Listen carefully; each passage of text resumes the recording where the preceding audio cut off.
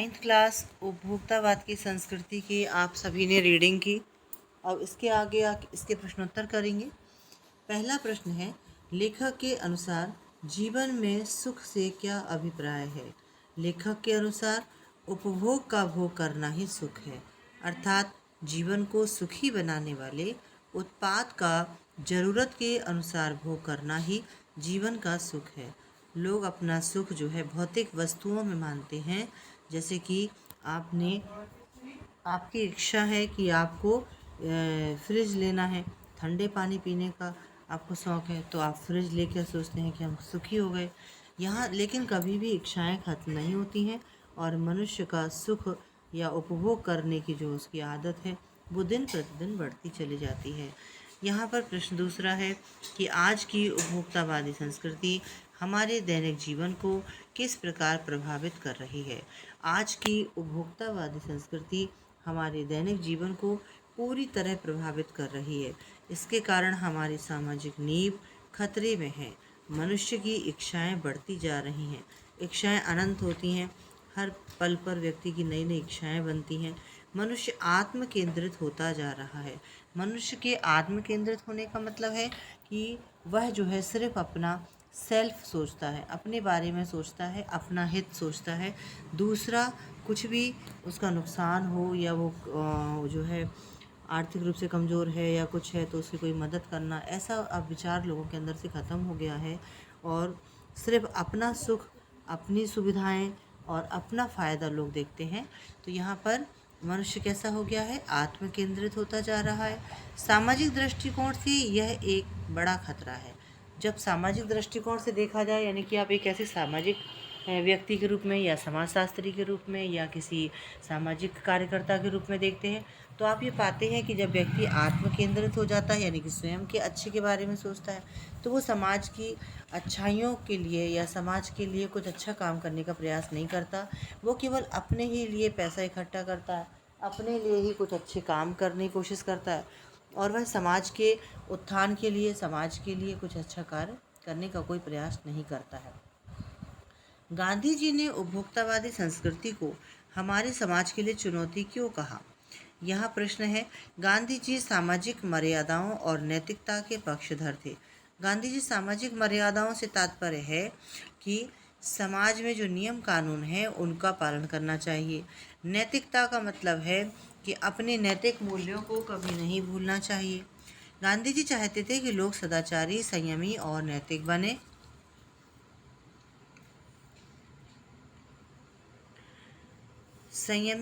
और कैसे बने, सदाचारी बने और अन्य सामाजिक सरोकार बढ़े। लेकिन उपभोक्तावादी संस्कृति इन सबके विपरीत चलती है। वह भोग को बढ़ावा देती है, जिसके कारण नैतिकता तथा मर्यादा का ह्रास होता है, यानी कि मर्यादा खत्म होती है।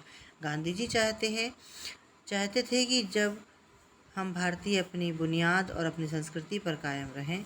उपभोक्ता संस्कृति से हमारी संस्कृति कैसी हो जाती है, उसकी जो अस्मिता है उसका ह्रास हो जाता है। उपभोक्ता संस्कृति से प्रभावित होकर मनुष्य या मानव स्वार्थ केंद्रित होता जा रहा है, अपने स्वार्थ की पूर्ति में दिन रात लगा हुआ है। भविष्य के लिए यह एक बड़ी चुनौती है, क्योंकि यह बदलाव हमें सामाजिक पतन की ओर ले जा रहा है। तो आप सभी बच्चे ये ध्यान दें कि जो उपभोक्तावादी संस्कृति है वह पाश्चात्य संस्कृति से प्रभावित है।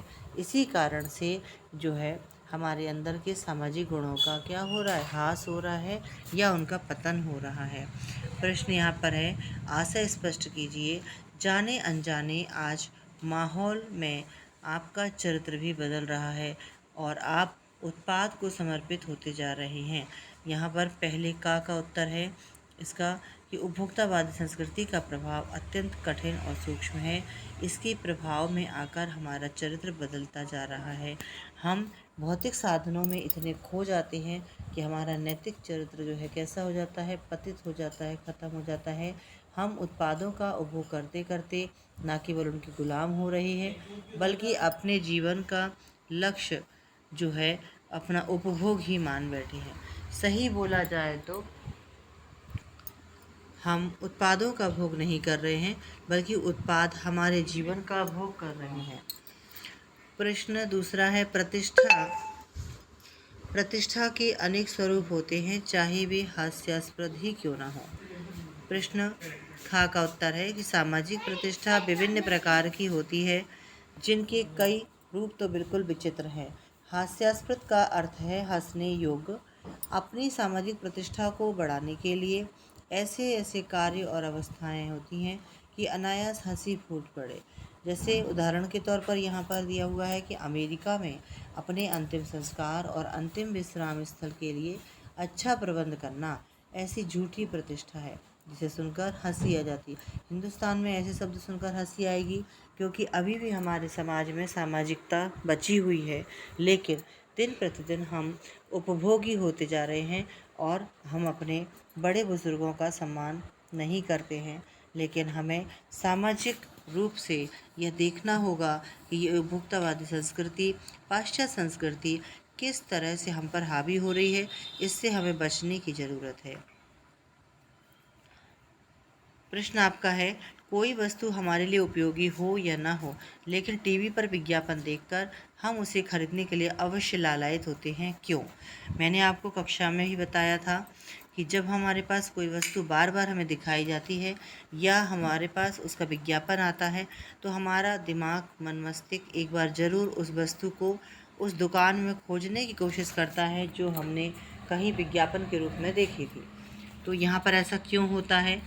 यहाँ पर है कि टीवी पर दिखाए जाने वाले विज्ञापन बहुत सम्मोहक और प्रभावशाली होते हैं। वे हमारी आँखों, कानों को और विभिन्न दृश्यों और ध्वनियों के सहारे प्रभावित करते हैं। वे हमारे मन में वस्तुओं के प्रति भ्रामक आकर्षण पैदा करते हैं। खाए जाओ क्या करें, कंट्रोल ही नहीं होता।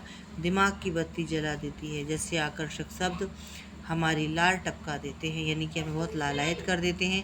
इसके प्रभाव में आने वाला हर व्यक्ति इनके वश हो जाता है और इस तरह अनुपयोगी वस्तुएं भी हमें लालायित कर देती हैं। प्रश्न है कि आपके अनुसार वस्तुओं को खरीदने पर आधार वस्तु की गुणवत्ता होनी चाहिए या उसका विज्ञापन।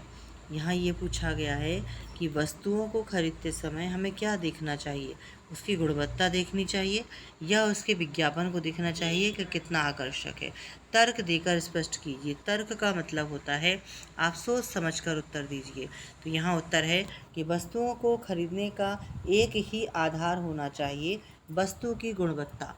यानी कि जो भी हम चीज़ खरीद रहे हैं उसकी क्वालिटी पर हमें ध्यान देना चाहिए। विज्ञापन हमारी गुणवत्ता वाली वस्तुओं का परिचय हमें करा सकती है यहाँ पर, लेकिन अधिकतर विज्ञापन हमारे मन में वस्तुओं के प्रति भ्रामक आकर्षण पैदा करते हैं। वे आकर्षक दृश्य दिखाकर गुणहीन वस्तुओं का प्रचार करते हैं। आपने कई बार देखा होगा कि आपने दूसरों के बहकावे में आकर या किसी विज्ञापन के कारण आपने कोई वस्तु खरीद ली, लेकिन जब घर लाए तो वह वस्तु इतना उपयोगी नहीं लगी और वह हमारे पैसे भी उसमें हमारे वेस्ट हो गए।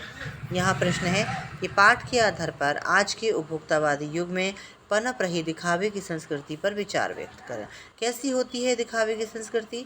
यह बात बिल्कुल सच है कि आज दिखावे की संस्कृति पनप रही है। लोग दिखावे के लिए पैसे बर्बाद करते हैं, लोग दिखावे के लिए अपना समय भी बर्बाद करते हैं।